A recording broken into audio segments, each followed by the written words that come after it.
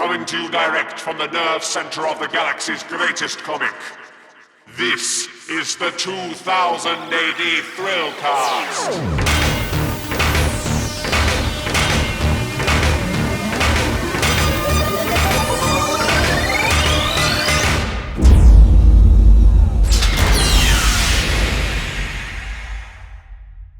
Borag Thung, athletes, and welcome to the latest episode of the 2000 AD Thrillcast. I am your host, as always, Mulchar, and I'm going to start off with an apology. There was no episode last week, and that's because we had some technical difficulties. That's a euphemism for my computer stopped working. So, apologies for that. We're back to our regular schedule. God, the wheels are coming off. We're going to be publishing episodes up until, I think, probably 2 weeks before Christmas. So plenty more to come from the Thrillcast. Thank you for your wonderful feedback online and by email. Thrillcast@2000ad.com. Thrillcast, all one word, at 2000ad.com if you want to get in touch with suggestions or some feedback on what we've been doing over the 8 months or so of the lockdown tapes. On this episode, we're going to be talking about the latest special to come from Rebellion, which is the Misty Winter Special. Now, we've already had the Misty and Scream special for Halloween, but this is a little winter warmer. Ghost stories for Christmas have really had something of a resurgence in recent years, and anybody who remembers the, Charles Dickens, M.R. James, those kind of wonderful atmospheric adaptations that just make you feel all keen to wrap up warm before Christmas. We're going to be talking to the creative teams behind that, Lizzie Boyle and David Roach and Anna Savory and Vivi Glass, about their work. So this is definitely one to pick up for something a little bit different from the House of Tharg. In the meantime, there's plenty more to come from Thrillcast and from 2000 AD. Check out all the latest releases on 2000ad.com/news. I mean, the stuff we've had got out this week alone, there's the Return of Sexton Blake special, there's the Core Bumper fun book, there's the Return of Sugar Jones from the pages of Pink, just to name a few. On Death Squad, of course, from Battle, which you definitely should pick up in hardcover. It's a gorgeous edition. And 2000 AD and the magazine continue. So without much further ado, we're going to talk to Lizzie and to David and to Anna and to V about their work for the Misty Winter Special.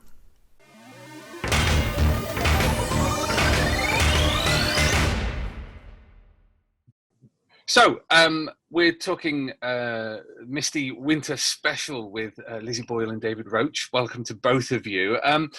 Let's kick off by just explaining a bit about the story. Lizzie, do you want to tell us what your adventure is about?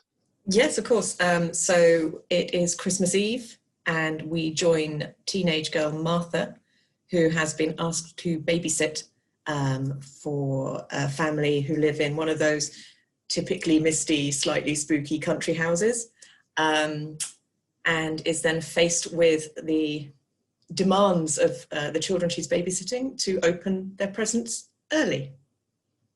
And that's all you're getting. Then suitably misty-ish things ensue. You want to talk a little bit about the inspirations for this, because we've not done a winter special before. Misty and Scream have always been the Halloween specials for us. So tell us a bit about the influences on this. Absolutely, and partly this was guided by Keith, who was our editor for this one, in saying, obviously you've got Misty itself, the original kind of 101, I believe, Misties, and the tone and the spirit of those. But then the guidance from Keith was also somewhere between M.R. James and Black Mirror is where we want to land this. And it probably leans slightly more to the M.R. James kind of spooky style ghost stories, and a bit less, I'm not saying it's anywhere Charlie Bookerish, but something that takes that kind of misty tone and style and brings it into today. So yeah, I think that's really where we were aiming for.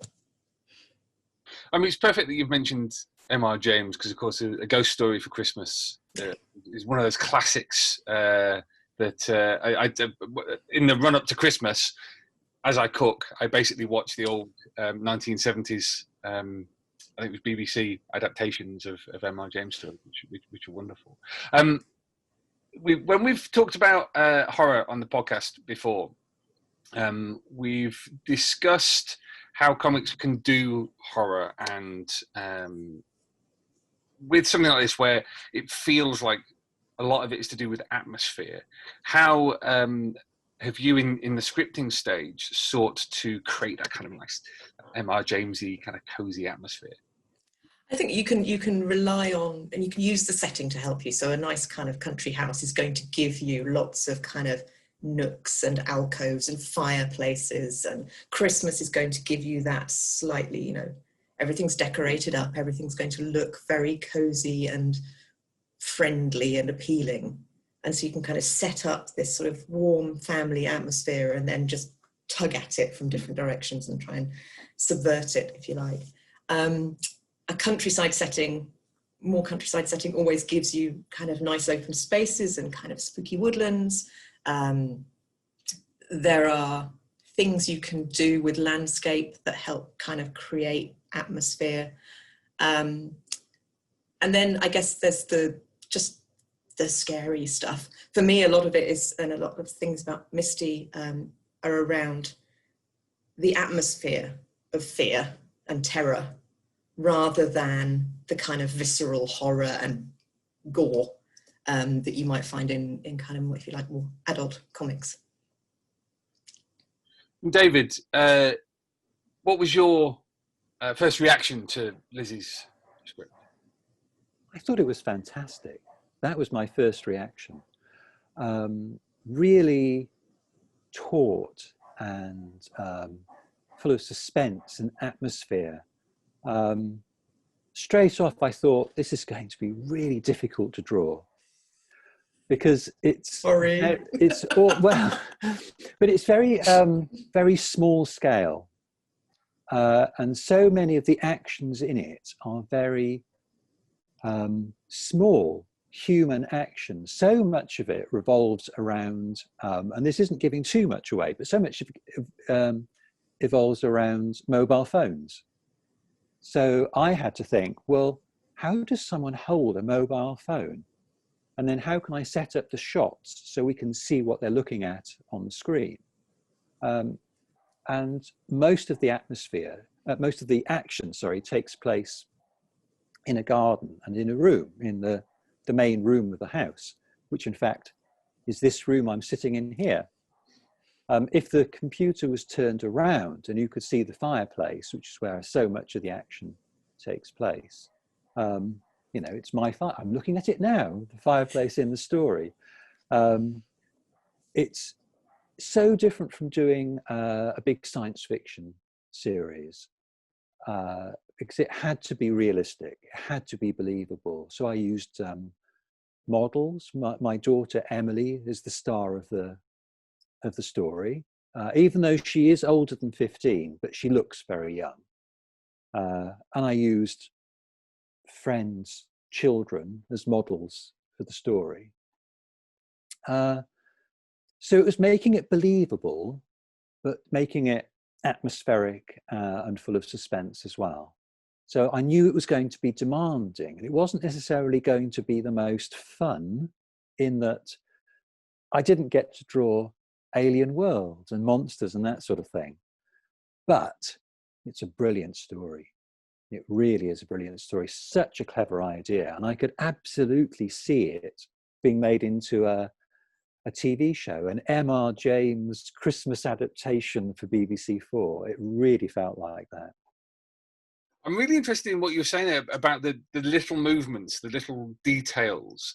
And I wonder if this is kind of the key to that kind of claustrophobic, cozy atmosphere of the classic ghost stories, that actually not an awful lot happens, but every small movement is, you know, has these massive ramifications. I wonder if that's the key. Yeah, I mean, think. Go on, David, sorry. No, well, I was just going to say that it's simply the movement from light to dark in the story. So much of it is about this. There really is nothing scarier than all of a sudden a light unexpectedly going off. And that's the sort of level that we deal with in the script. And hopefully the suspense builds up as the story goes on. It's so brilliantly plotted, it really was. Sorry, Lizzie, you were going to say something. Absolutely, it's those little micro moments and those tiny things that we do that then have ripple effects, and sort of escalate. And it's one of the things that the movie Black Swan, which is the Natalie Portman ballet movie. There's a moment in that, and that's kind of a psychological kind of horror movie. There's a moment in that where someone's picking at a fingernail, and just the picking at the fingernail is just this sign, and it's painful, and it's bleeding, but she won't stop. And it's just that tiny thing, which is almost this physical torture and this kind of encapsulation of something. And yeah, that for me is fascinating. I'm probably not, unfortunately, I mean, now I know that David wants to draw big aliens and sci-fi epics. I might have to kind of reframe my whole style just to grab him again. Yeah, I think that kind of intimacy. And also because Christmas is kind of a claustrophobic experience for many people, where you are in a space that is familiar to you. You know where the tree is going to be, you know what the decorations are going to be like, you know what the rituals are in your own house or in your own family. And yeah, just tugging at threads within that is always fun. One of the things I was going to ask about was, there seems to, the whole kind of ghost story at Christmas thing seems to have come back into vogue in recent years, and along with the revival of like folk horror and things like that. And I wanted to get both your views on why you think that is, and with something like the Misty Winter Special, when we've been marketing it, it's like wrap up warm and enjoy these kind of ghost stories. Why do you think this kind of thing appeals at this time of year when Halloween's been and gone?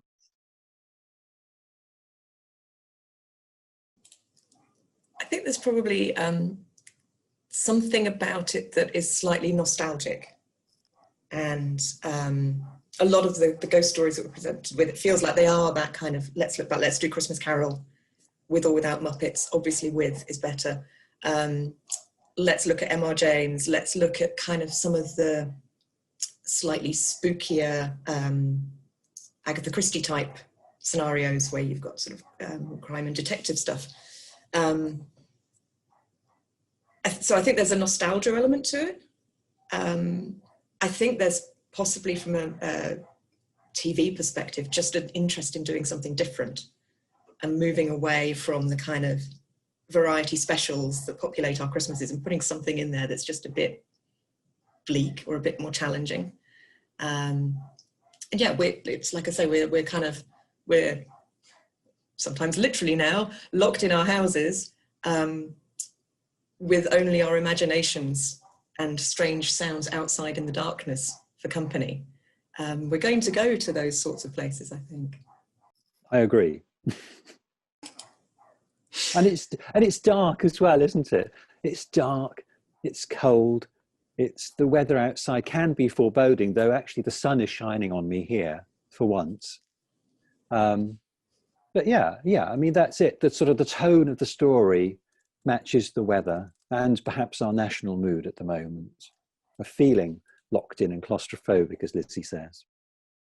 Not only do we have somebody who has edited girls' comics, but also somebody who is a historian of British comics. And I wanted to talk a little bit about Misty's place, because it didn't last particularly long, but it seems to have had quite a profound effect. And I wanted to get your views on why that is, and why you think our revival of Misty now means something. What it means that there's that these comics exist? Well, if you're happy for me to talk about that, yeah, Misty has sort of lived on in the imagination, I think, because it was so different, particularly for IPC's comics at the time, having this sort of this dark edge, this dark horror edge. Though having said that, in the early days of Tammy and Ginty, they had quite dark stories as well, of course. So I suppose you could see Misty as an extension of that. But it did have some very, very memorable stories, and it had fantastic artwork. And I feel in the last sort of decade or two, we've gone back and looked at these comics that, frankly, we took for granted at the time, or for the case of most male comic fans, didn't really even know existed. Or if we did, we wouldn't admit to ever having read Misty. I think so many people would have read their sisters' copies surreptitiously, never wanting to be seen to be reading a girl's comic. Though the truth is that stories in Misty, like Moonchild, or in Tammy with strips like Slaves of War Orphan Farm, which is an astonishing strip, they were harder hitting and perhaps better written than a lot of the boys' comics at the time. I mean, there's a big difference between that and something like The Leopard of Lime Street, which is a great strip, but doesn't have the same weight and power as something like Moonchild, which is, you know, very sadistic and hard-hitting and troubling, and a lot of the strips in Misty were that way. And it's a beautiful looking comic, despite being printed on the worst paper in the history of publishing. Why do you think that is? Why were the girls' comics dealing with darker themes and things like that? You know, what was the appeal to the readership of something like that? I think there might have been a selection of genres which were deemed boys' genres and girls' genres. And I can't speak for that. I was not part of editorial decision-making back in 1978 to 81-ish, because I would have been way too young to be in the room. But perhaps there was a thought that, okay, things like war comics and sci-fi, space comics were kind of boy genres. So there must be something else for girls. And so you had kind of romance comics and things like that, which are that's safe girl territory. But then there's this sort of middle ground of, well, actually maybe these spooky, ghosty, possessed items, haunted places, and general adult cruelty to children, which is a strong theme in the Tammy and Ginty archive. Oh my goodness, adults are awful. But these things perhaps were available. And so once those things are available and you start to put out a weekly comic, you have to keep coming up with things. And to me, the amazing thing is the quality of the output, a lot of the output through that Misty era, that Misty period. So I think it's almost a kind of choosing the genres by excluding stuff that's for boys and saying, okay, what can we do within other spaces? And the spooky stuff is just fun and it's distinctive. You know, it's meant that those comics stood out from perhaps more of the kind of romance and ponies and puppies comics that were also available for girls at that point. I know from having spoken to Pat Mills and Alan Grant in the past, they felt that the girls were a more demanding audience than the boys. They felt that they couldn't get away with stuff for the girls' comics. They demanded perhaps stories that felt more real to them in a way. So there was a sense that with the boys, they wanted escapism. With the girls, it had to ring true. So with a strip like Moonchild, even though there's weird fantasy goings on, it has to feel real or else it wouldn't really work for them. That's not to say that Misty didn't have its fantasy strips and humorous strips. There's one that I was just looking at yesterday. I think it was the Ghost of Golightly Hall, which is quite a light-hearted thing. But then you would also have strips like Black Widow, which is sort of high fantasy with giant spiders in the sewers under London. Though I suppose conceptually, again, that's something that somebody could vaguely imagine happening. It's tapping into sort of primal fears, which is what Lizzie's story does as well. You know, the unexpected phone call or phone message, which is something that everybody can imagine. That's what really works. Yeah, phone calls for me are an absolute horror show. My phone goes, who's calling me? Why didn't they text me first? Exactly. Don't they understand manners? But there is something I was just going to follow up on that, and it goes back to that theme of the everyday, that particularly with Misty and with Ginty comics particularly as well, there were these everyday items that went from being just your humdrum, you know, your mirror or your hairbrush or your pair of shoes or your sunglasses, but that became these sort of vehicles for really nasty things to happen to you. And your decision, often there's this kind of morality play going on, that your decision to maybe borrow or nick somebody else's sunglasses, or to have something that you probably shouldn't have, or to break a curfew, whatever it might be, to break the rules, leads to these consequences. And I like that kind of everydayness of it, if I can use that. So there's not the big scary monster, apart from maybe some giant spiders from time to time. There's that kind of creeping terror in your everyday reality, which, you know, that's a joyous thing for Christmas, isn't it? It's worth saying as well that Lizzie's story does escalate. It starts off very sort of small scale and then does get creepier and weirder as it goes on. Very much so. Because ultimately I guess that's the appeal of doing the everyday stuff, is, you know, that which seems mundane and ordinary, when it starts to go wrong, when it starts to threaten as opposed to just exist in the background. I mean, that's conceivably more horrific than, you know, alien space monsters can be, because that threatens you in your safe environment, really. And absolutely, I guess for a kid, that's, you know, the novelty of seeing your life represented, and also the idea that life can be big and threatening in the way that kids often find it, incredibly alluring. Lizzie mentioned Ginty, and of course things like The Land of No Tears and Fran of the Floods, which is the most horrible post-apocalyptic series, and because the cliche of girls' comics is things like Bunty, you know, kind of, you know, gymkhanas and ballet shoes and all this and the other, when the reality of what girls' comics actually were slaps you in the face when you read them, that can be quite startling. It's been interesting to see people reacting to the reprints that we've been doing about how harsh some of the things. Oh yeah, there is, and you know, Bunty was mostly gymkhanas and so on. But for instance, some of my friends and I have been looking at black characters in comics on Facebook. You know, if you find anything, can you post it? Because there's been so few.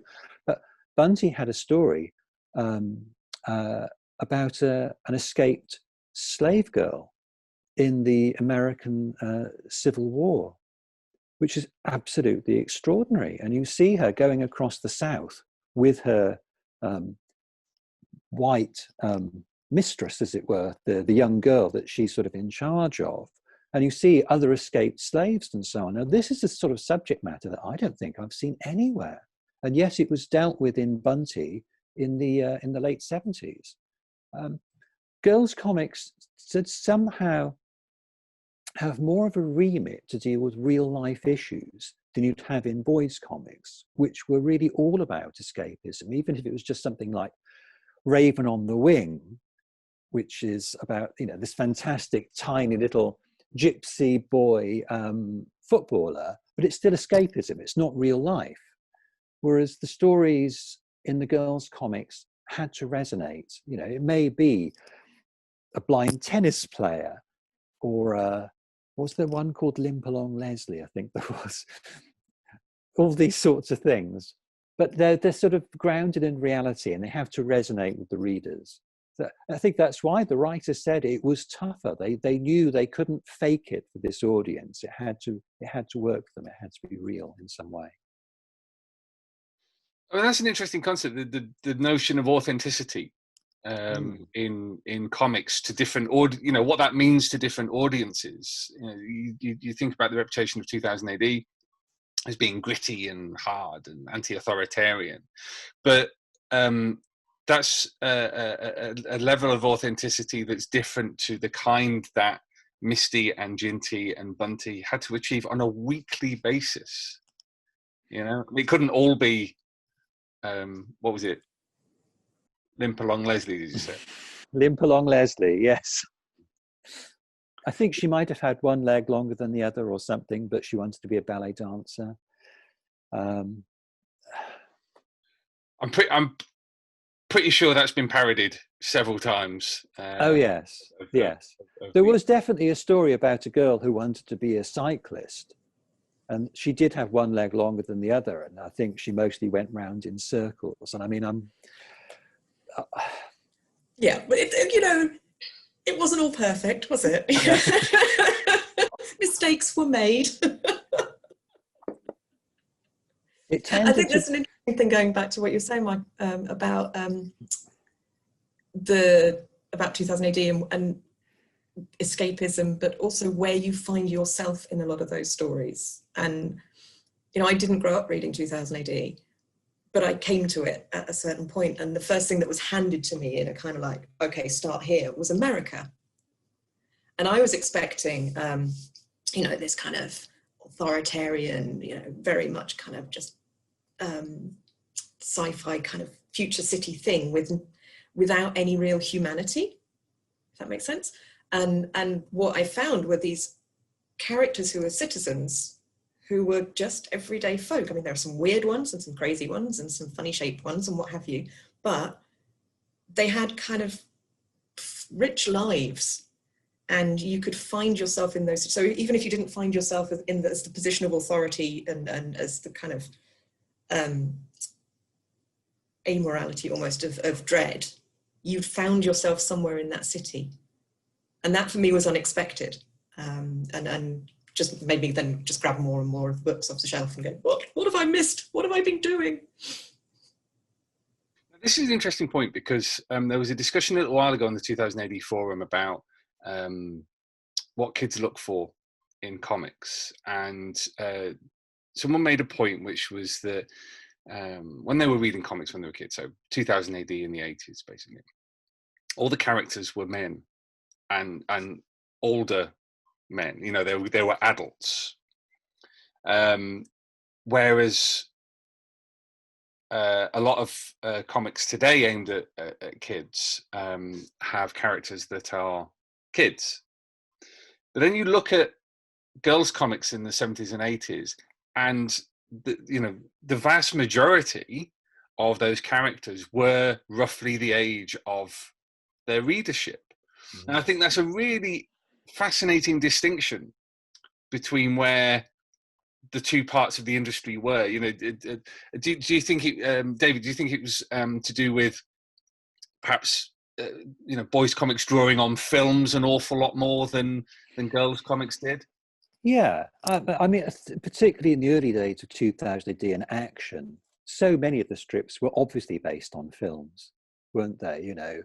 Hookjaw, Spinball, that sort of thing. So, I mean, and Harlem Heroes was another one of these sort of rollerball type ideas.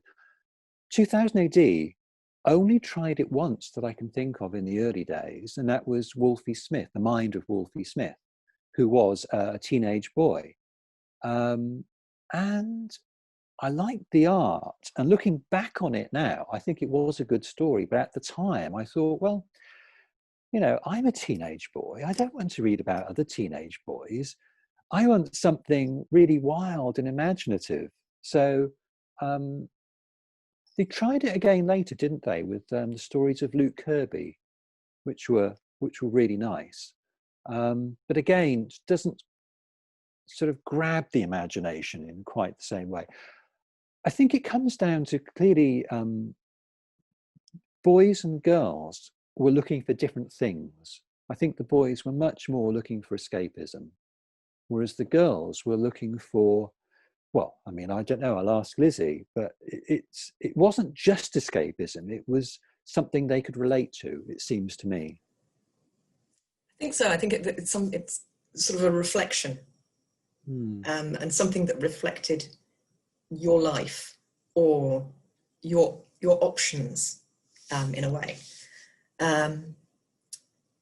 But it was very much kind of, your options were very much within some boundaries. And I've said this before, and I was told off a little bit for saying it, but it felt like in a lot of those comics, the things that you were able to do and things that were made available to you as a girl were kind of bounded.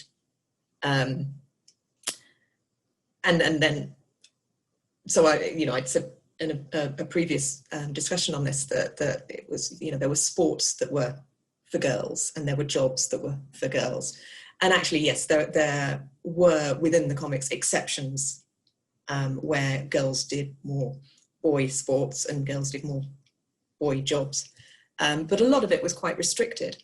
I think possibly part of the reason why there's a large young female audience for manga is that it opens up a lot now, is that it opens up a lot of boundaries.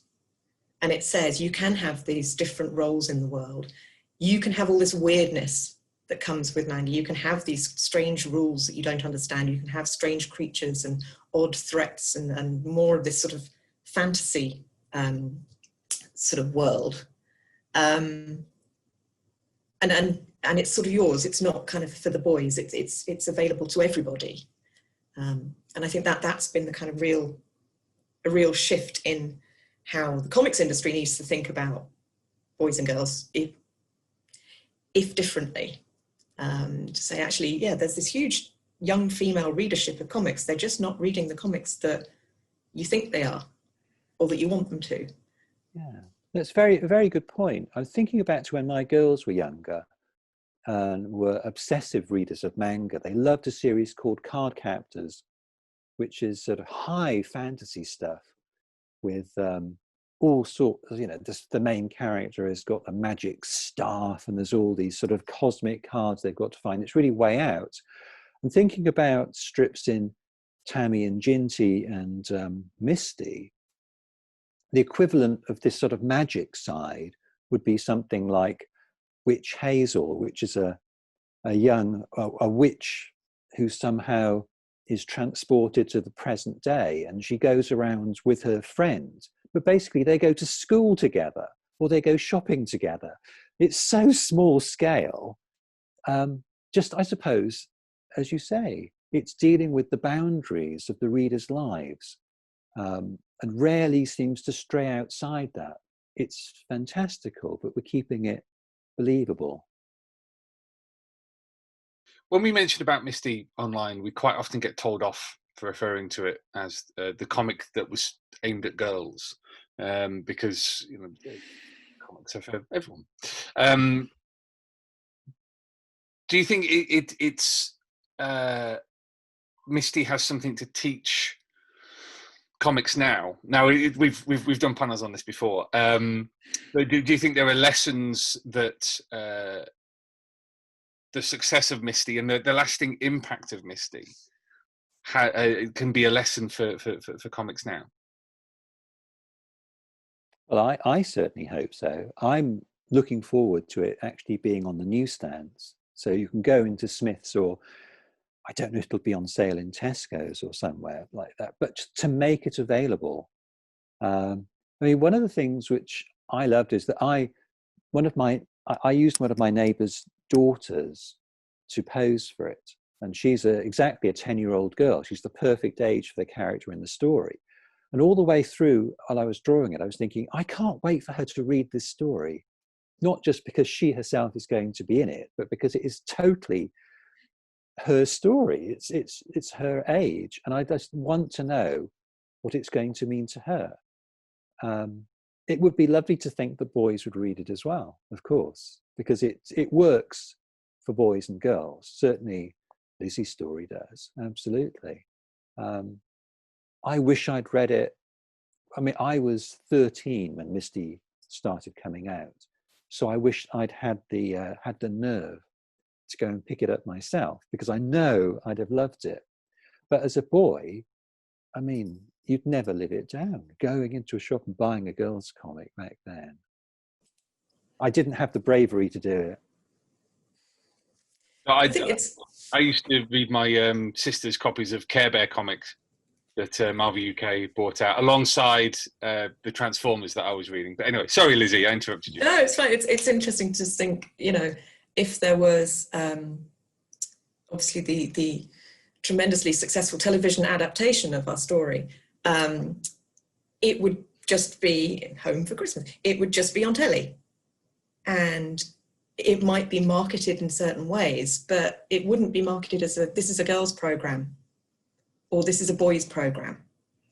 And I think there's something that we did to comics in the 50s, really, which was, and to an awful lot of media, which was to gender them.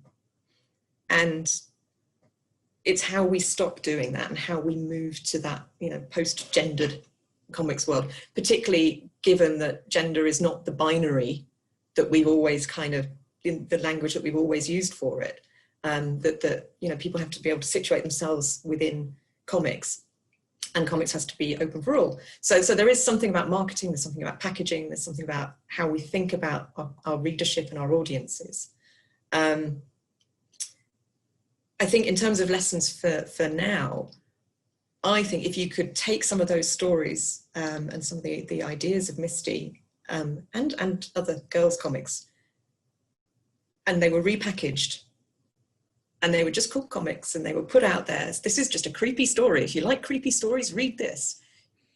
It would be amazing. Like David said, you'd sort of open up all these stories and all this artwork to people who would probably go, "That's brilliant. I love it." And then, if you revealed, it's like the taste test type thing. You then reveal that actually your favourite comic was one that was part of something slightly embarrassing back in the day. That doesn't matter. It's, if you like it, you like it. I think we have to open things up rather than close them off. It's worth mentioning that at Fleetway and IPC, the comics were so separate that they had their own divisions. There was a boys division, there was a girls division, and later on there was a teen division. So they were very separate, very self-enclosed. They had their own creators. So it's very rare to get an artist drawing for Misty and then also drawing for something like 2000 AD. It did happen. I mean, Redondo drew for both, but by and large, there wasn't actually much crossover at all. Of course, some of the writers crossed over. You'd have, well, in fact, pretty much all the 2000 AD artists were writing for Tammy. I mean, and Jerry Finley Day was the editor in the early days. At its most sadistic, it's worth pointing out. But yeah, it was. They felt they knew their audience. That was the thing. They were aiming them very specifically at what they imagined their audience to be. Perhaps now we're not aiming it at a particular audience. We're just doing strips which we hope will find an audience, but without the same restrictions or boundaries. I don't know. I mean, I certainly think that Home for Christmas is the sort of story that will work for all sorts of audiences and for different ages. I think a 10-year-old girl can definitely get everything out of it. Looking at it from my point of view now, from a slightly older male perspective, it certainly works as well because of the sense of terror and dread that comes out of the storyline. It is incredibly tense, it really is. I'm going to be talking on this episode with Anna Savory and Vivi Glass, who have done the other story, and of course come from completely different background, or so I understand, that's not necessarily grounded in Misty. So it's going to be interesting comparing and contrasting, you know, our experiences, and no offense to anybody on this call, as slightly older individuals. Yes. Still in the prime of our lives. Prime of our lives. That's right. I haven't you used see- the feature on Zoom where you can touch up your appearance. This is authentic. I'm well lit, but it's authentic. There comes a point which you can either be a washed up has-been or classic, as it were. So I like to think of myself as classic 2000 AD rather than old 2000 AD. It's you know, all how you look at these things. I don't know. I mean, I still think of myself as a beginner. I still think I'm learning. I think the moment that you think you've perfected this craft is the moment that you probably are out of work for a year, because you haven't perfected it. If you think you've perfected it, you've got lazy, and other people are moving faster and moving further and innovating in different ways, and you've just missed something. I think Anna and V, I can't wait. I haven't seen their story, and I can't wait to, because I know it's going to look beautiful. I'm a huge fan of V's artwork and have been for a few years now. And it's great to see her getting more and more opportunities to put her work out there. Anna, I've read a couple of her stories, but it was a few years ago when she was just starting to move from prose writing into comics writing. But I'm really excited to see what they've come up with, and to see how it blends and contrasts with the story that we've worked on as well. So it'll be fun to look at. Yeah, it's an interesting idea, matching more established talents with up and coming people. It'll be interesting to see how it happens, because certainly Misty didn't really use many new talents, that's for sure. The girls' comics had a very sort of set group of creators, and you tended not to get new people coming into girls' comics in the 70s and 80s. You really didn't. So it's good now that things are changing, and we're certainly bringing in new talent. The number of conventions I go to where people show me their work, I mean, it's absolutely incredible. Well, it was when we had conventions and things like that. But it always felt as if almost everybody that read comics wanted to be in them. So it's great that there's a venue now that will do that. It's also great that, I mean, if you think back to the time of Misty and Tammy, the number of female creators was vanishingly small. You know, you got Shirley Bellwood, who did all those amazing illustrations for Misty, but by and large the talent that was doing this was male. So that is a profound change that's happened over the last 40 years. That, you know, you can have a Misty special where 3 out of the 4 creators are not male. I am the token male in this comic. I think there is an important point there, though, that it's that when we did the Tammy and Ginty special, it was very much, okay, this is really an opportunity. We have 20-something creators in that, and vast majority female or non-binary. And we sort of said, we want this to be a showcase, not just for the types of stories, but also for the types of writers and artists that are available to comics now. And I will say, and I will continue to say, that, you know, it's very nice of Rebellion, to open up a lot of these specials to new creators, young creators, different creators. But there's still that holy grail in the middle of 2000 AD, which still has that strong core of established or up and coming male creators. And I think we're still at the gates. Michael, you'll have a nice wartime medieval analogy for being at the gates, sort of trying to batter our way in. And you know, it would be great to see a much more diverse and balanced mix of creators across the piece. And that's not just about female creators. It's about Black and minority creators. It's about creators with disabilities. It's about opening up the creative opportunities to people who've been denied them in the past for whatever reason. And I think it's an important thing that we shouldn't kind of lose sight of, that we're well done, we're doing great things, but actually we're not letting people into the real nerve centre of things. When I was putting together the lineup of Masters of British Comic Art, which Michael and I spoke about in March or April, I think it was, in one of the first lockdown podcasts, one of the things that everybody involved was trying to do was to bring in as diverse a group of creators as we possibly could without it being tokenism. Certainly there wasn't, I mean, there were fantastic female artists that we could bring in, like Pat Tourette and Shirley Bellwood and people like that. Mary Tourtel, of course, creator of Rupert the Bear. But Black and ethnic minority artists were very, very thin on the ground. One of Britain's greatest artists at the moment, Doug Braithwaite, would have been in it, whatever his ethnicity, of course. But in mainstream comics in Britain, apart from him, there were very, very few to choose from.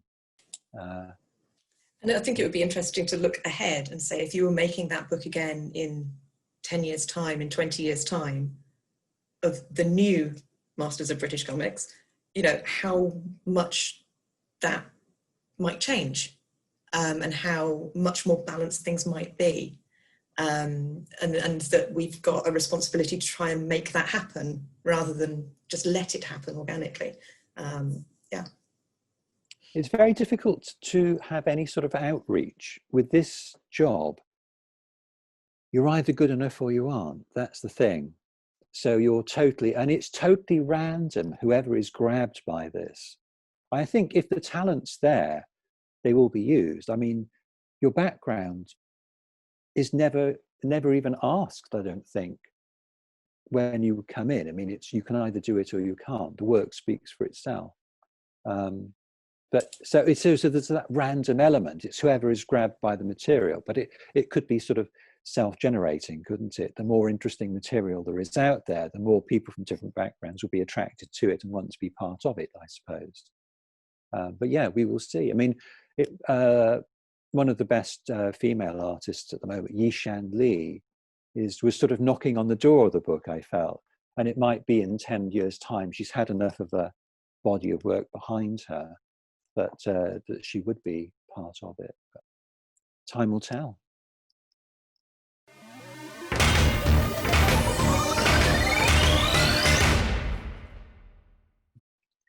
So it's wonderful to be able to welcome two new faces to the 2000 AD thrillcast, Anna Savory and Vivi Glass. Welcome.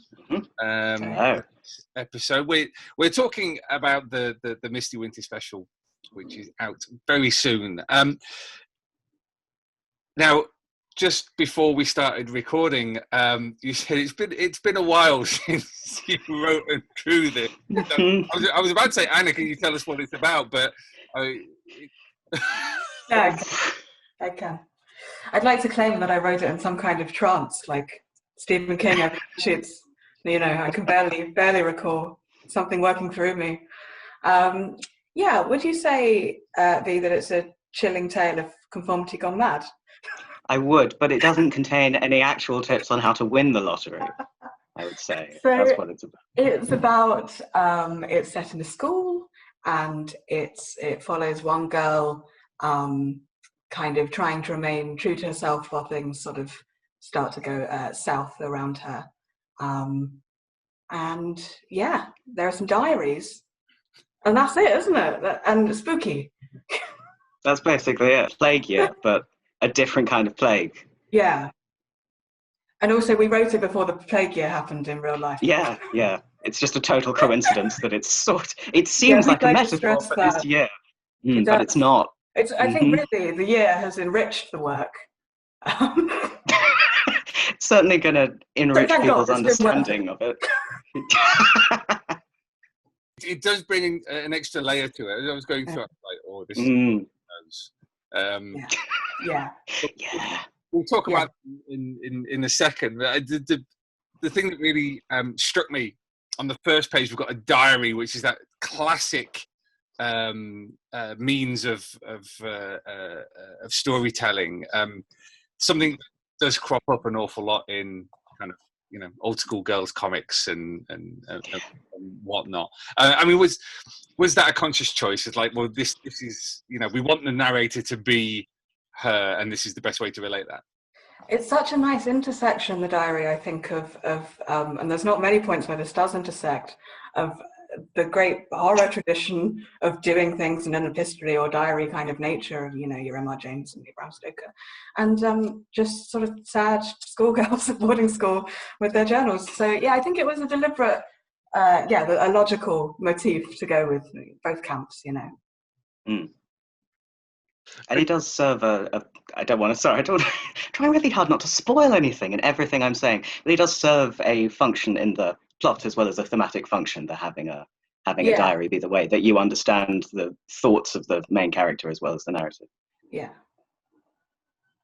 Because it also, and this is something I've read some stuff about with Bram Stoker.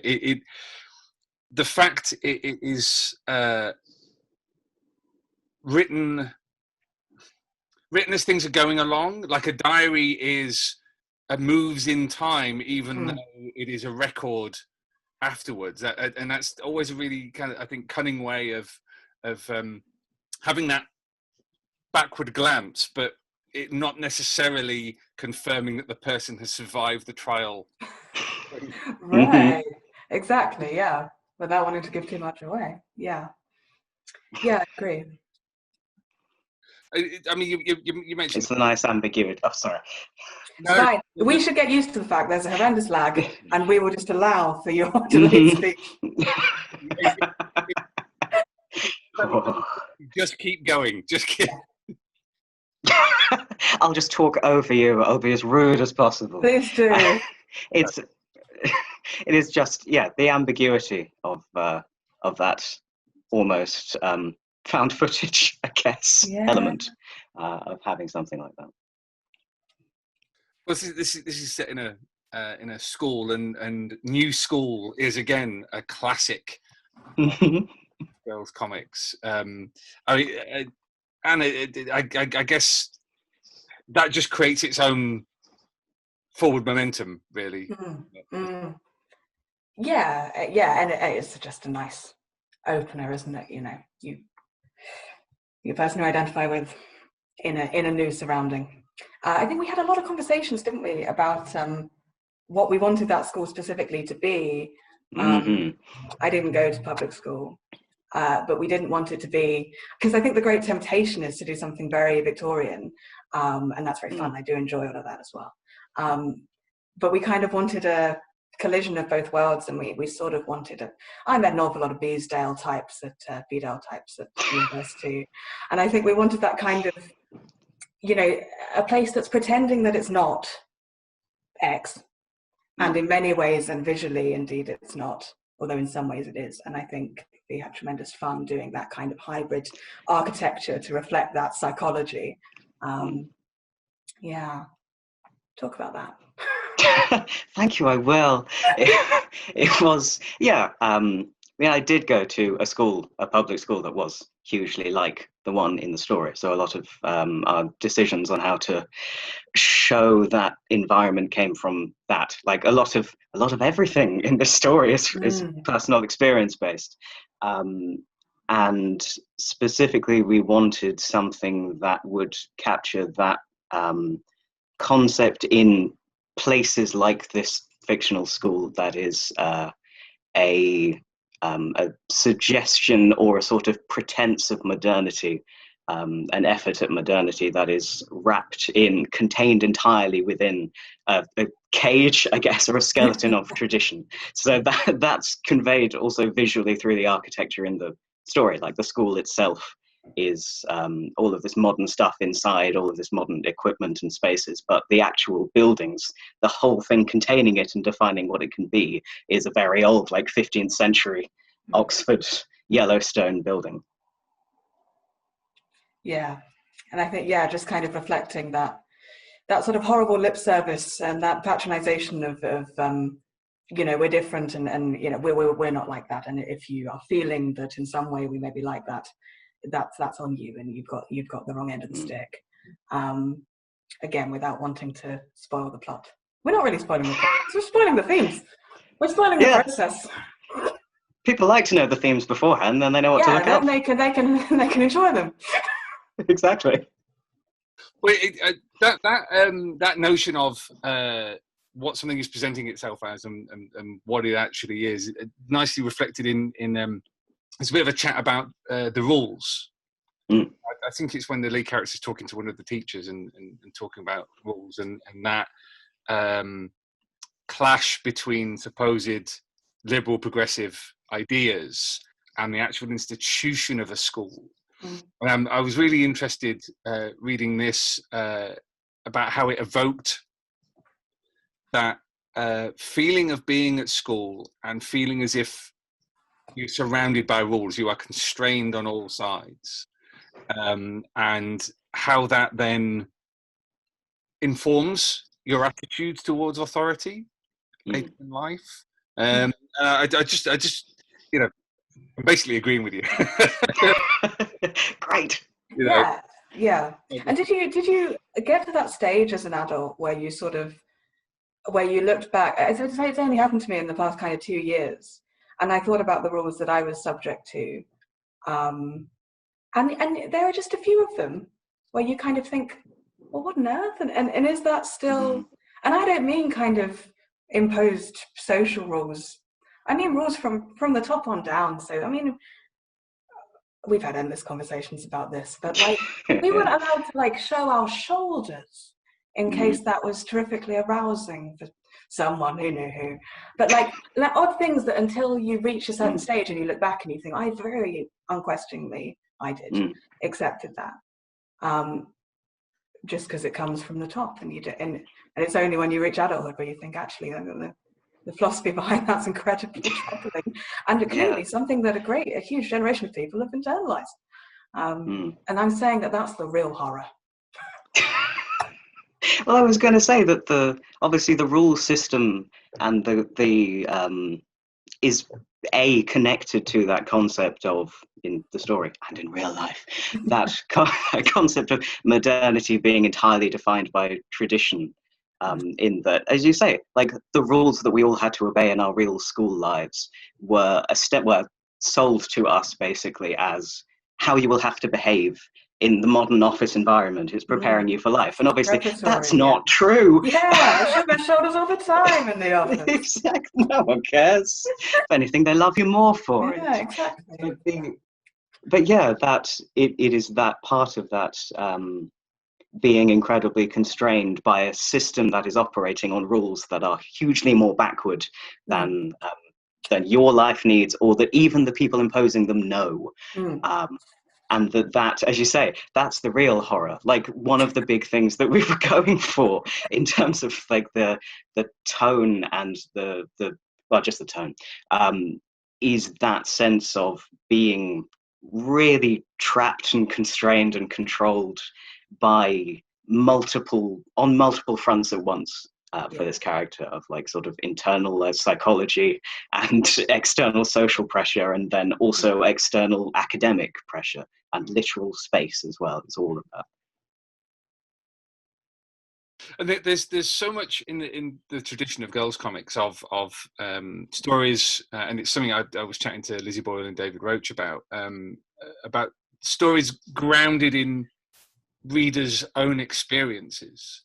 Do you think that's as vital, less vital, more vital now that when you're dealing with issues like this, that you do have that kind of connection?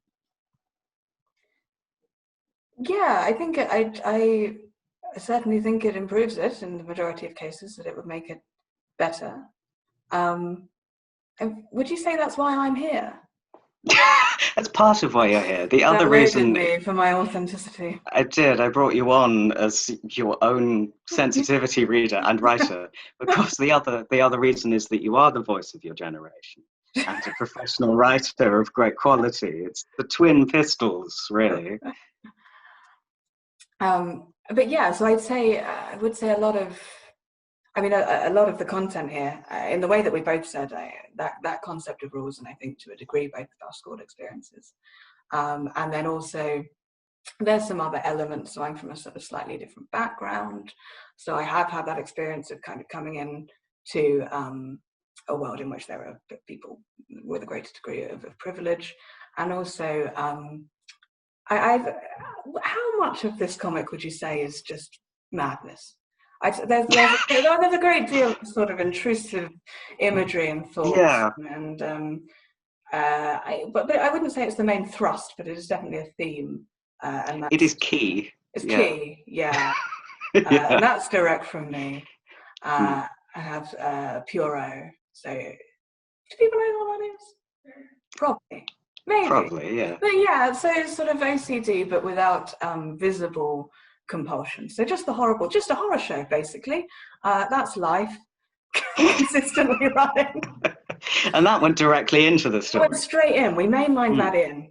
But I think there's another thing here, which is sort of that, specifically with horror, this sounds like a huge, obvious truism, but just starting from a place that scares you and that you think is authentically horrifying. And we certainly did that, yeah. Yeah. Yeah, it's something that came out of the conversation with Lizzie and David, that sometimes, there's the obvious kind of extreme horror, flying demons and, ghosts and all this, that and the other.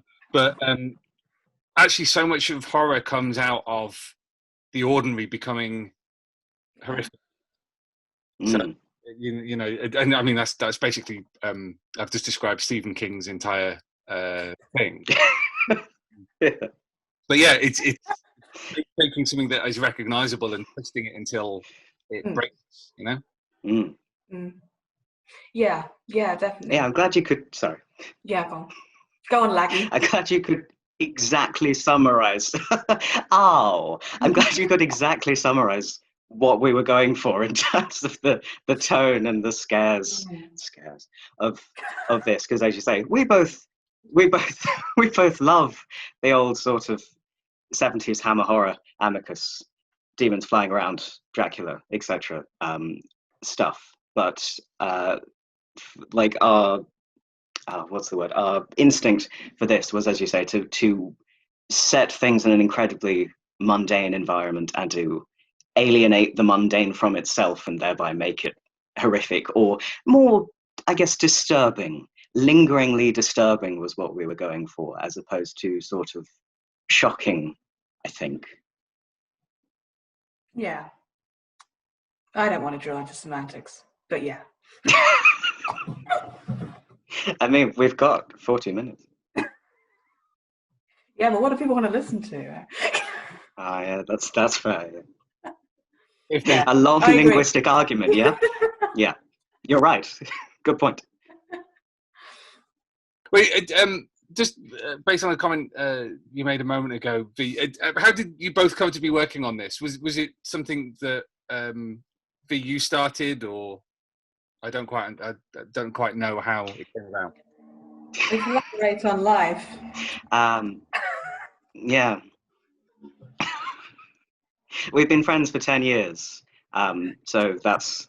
I did a story for the last year's Tammy and Ginty collection that was a sort of archaeological ghost story, basically. And I assume that someone in the editorial team over there enjoyed it because they asked me to do this story for the Misty, Winter Misty. And I have adapted a lot of stuff, a lot of comics, but not like properly written, I would say, on my own before. So I wanted Anna to come on because she is a professional writer, and to like co-helm that. And we've been looking for something to collaborate on for as long as we've known each other. So finally, the day came round where we could do that. I was always very trepidatious. I thought we would probably eat each other if we had to collaborate on something. But the time's cut. It turns out after 10 years, we're both creatively mature enough, and it was a very rewarding process. I think it was genuinely, I think the thing we got out of it was much greater than anything either of us could have even started to produce single-handedly. Yeah. And with this special having just 2 stories in it, there's a lot more room to breathe than there have been in the previous specials, which have been much more anthology form, the standard anthology format for British comics. I guess that probably helped as well, didn't it? Just have more pages to deal with. Yeah, hugely. The last thing I did was 5 pages long, as opposed to 36. So we had a lot more room to get a story out. But interestingly, we did overproduce hugely in the planning scripting You say stages. Interestingly. It was interesting. Half of the course. Yeah, we always felt that we could do a few more pages, but yeah, it works, I think. Yeah. Nice to have a limit. Yeah. It was a great exercise in control, for you. Basically. Yeah. Yeah, I edited everything. Edited everything down. I wrote it on the bed sheets, and then I folded them up into origami. None of this is going to make sense until anybody reads the story. That's good. It just encourages them to buy it then, I guess. Yeah. Oh yeah, exactly. Find out the mystery of the bed sheets as well as how on earth we write them. Yeah. Do you understand these jokes? No. Read the book. Well, one thing I did want to talk about was in my conversation with Lizzie and David. David's a historian of British comics, and Lizzie has edited Damien Ginty and various things in the past. And they both have a to greater and lesser extent a grounding in the tradition of Misty, in that background of the girls' comics of the 1970s and 1980s. So I wanted to get your perspectives on that, whether you have any idea what we're talking about in terms of those older comics, whether you plugged into those, whether you rejected them, what this project in the light of that legacy is basically what I'm getting at. Yeah, I'll go first because I'm probably the furthest removed from that tradition. But I read them as a teenager. Well, I read a few. I had so my entire teenage life was sort of clearing out the houses of various hoarders. So I had a huge amount of comics inherited from my uncle. So I sort of, and it was around the kind of period that I was sort of plugging into a lot of kind of kitsch, a lot of old horror, basically. So I lapped them up at the time. But I wouldn't say, it's a difficult question in terms of how much it informed it.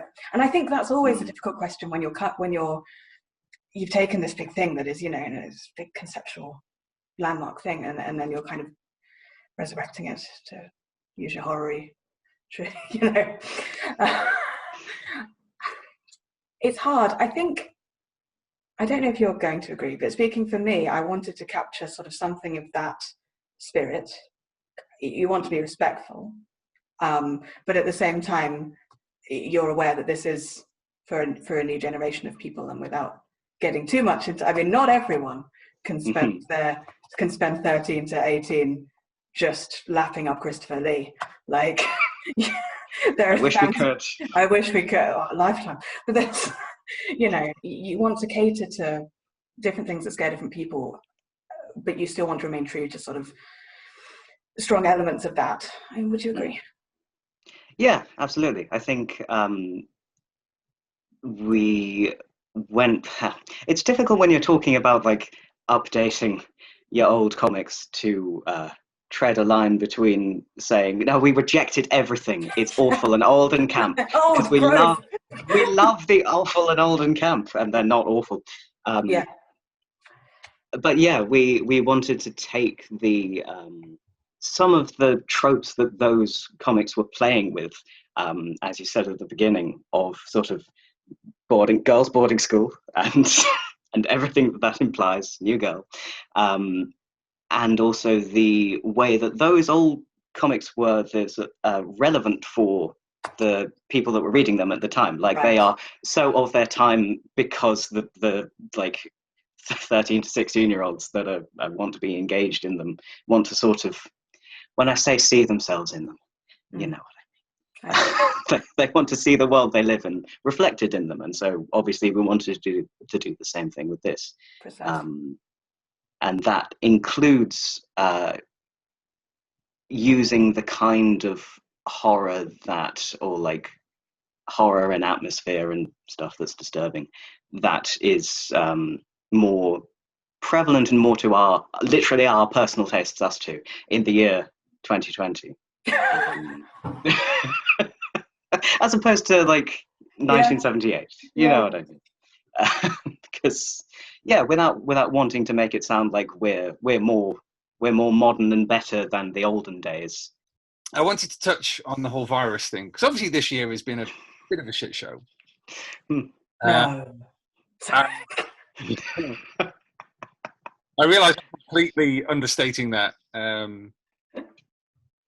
but the coincidence is kind of too much to ignore, and I'm particularly struck by the first scene in the story where you have basically an anti-vaxxer child, clearly influenced by their parents, and we sit here, and I'm sat in Oxford, about a mile away from where one of the vaccines is literally being made. So it when things started kicking off, did you kind of think, oh, we got that a little bit on the nose? What would you say? I would say that the sad reality of our lives over the last 5 to 10 years is that at almost any time we could have written this, it would have been a bit on the nose for any problem that you would have wanted to bring up in terms of like anti-vaxxing is not something that's, obviously we all know this, that concept of mistrusting medical and scientific authority is not new, and it's not something that's just come up this year. It's just that this plague year has given it a different shape than other previous shapes. But yeah, we did go, oh! Yeah, I guess it's a little bit on the nose, but also, I mean, pertinent. That's the other thing about things being on the nose. Also, gosh, how timely and how strong. Yeah. How did they do it? Yeah. Foresight. We're just so... The foresight of looking slightly back into the past to see how this normally goes. Well, are you worried about these powers of divination that you seem to have developed? Yeah, I think we're both very concerned. Thank God we're channeling it into comics. Exactly, using it for good. Yeah, but I also think seriously that I think a lot of, I mean, that's always horrified me, again, to come back to it, the concept of contagion I've always found terribly upsetting, and psychic contagion as well. I mean, like close contact to something unpleasant, making you unpleasant. I don't just mean biologically.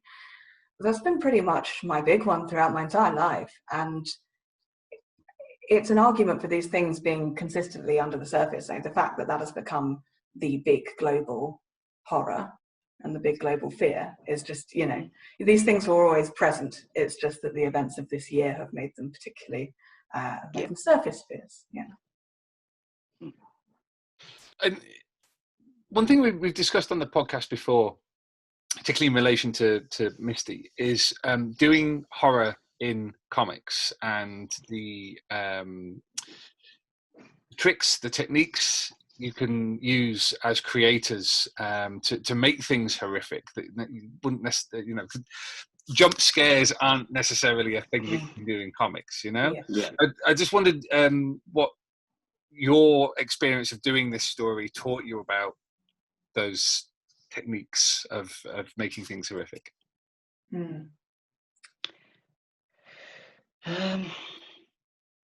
Well, I would say a big part of it was really working out how to use the sort of, what's the word?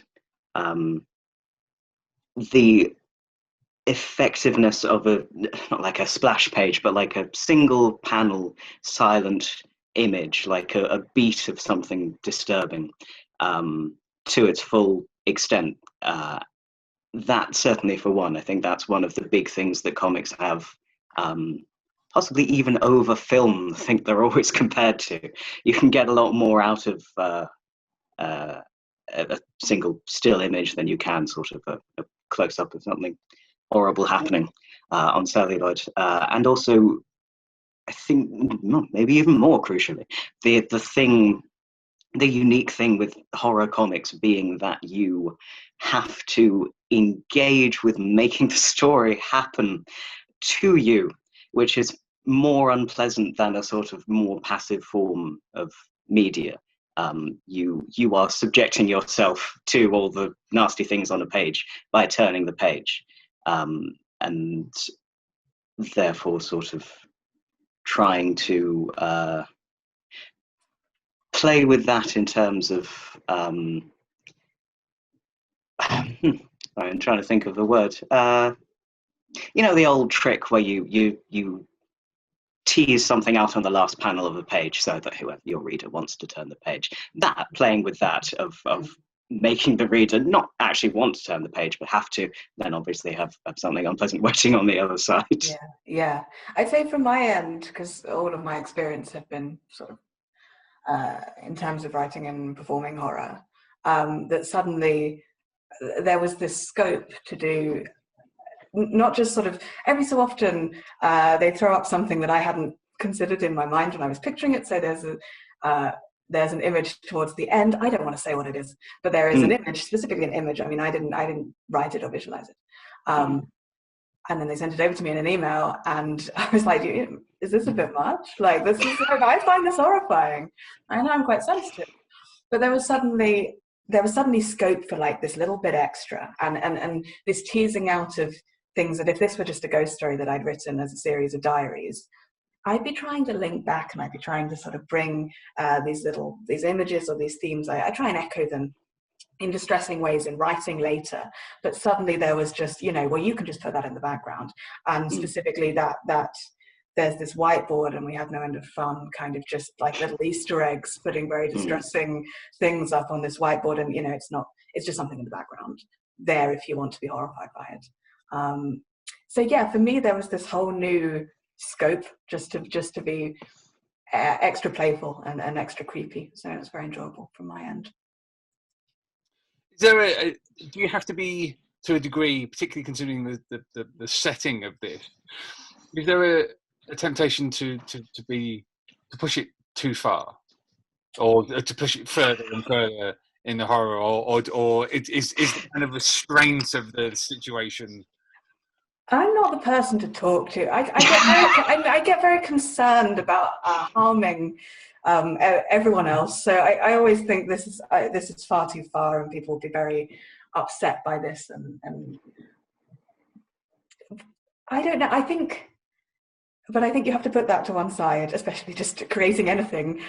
Anyone can take it any way they like, and the purpose of this is to be a horror comic. So and I wouldn't say. I mean, I don't think we've been completely grotesque. I don't think we've done anything obscene here.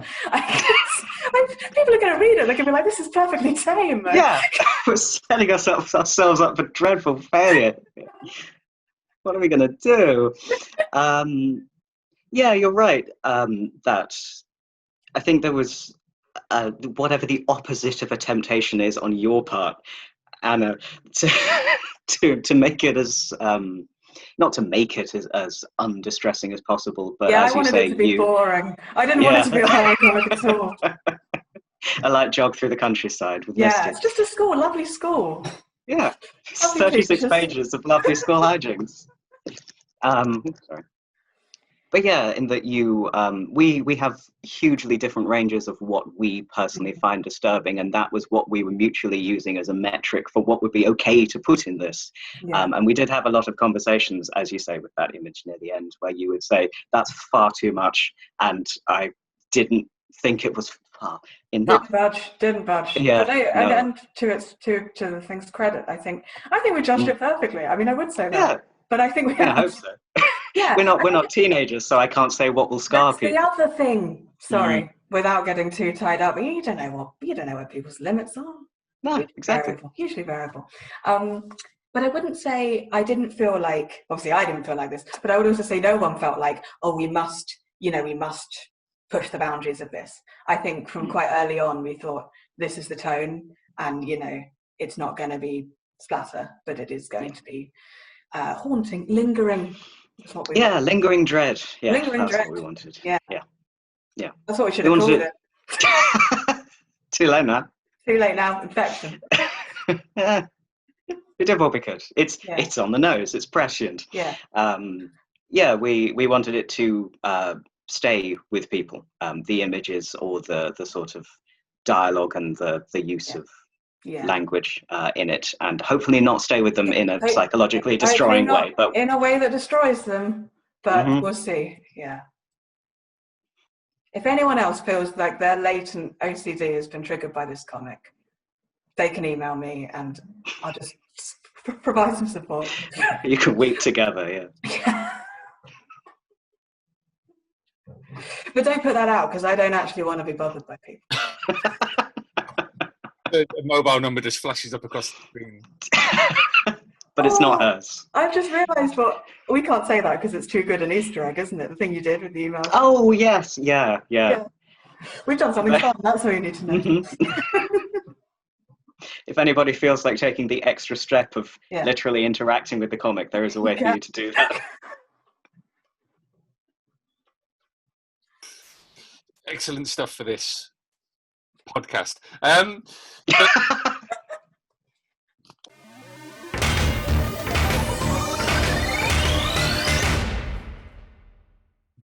Well, I hope that's put you in the mood for some little Christmas chills from the Misty Winter Special. So thank you to Lizzie, David, Anna and V for chatting away about their work. Absolutely fascinating to get different perspectives on the legacy and the future of Misty. So we'll be back in a week's time, I promise. So stay tuned, and thank you for all your feedback. And until then, Earthlets, I hope you're staying safe in this second lockdown. Take care of yourselves in the run-up to Christmas, and Splendid Verthrig.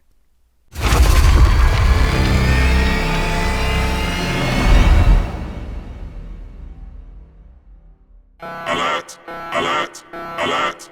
Fill power levels dangerously high. Alert! Alert! Read 2000 AD every week. Ask your comic book store or newsagent now. Subscribe to the galaxy's greatest comic at 2000ADonline.com.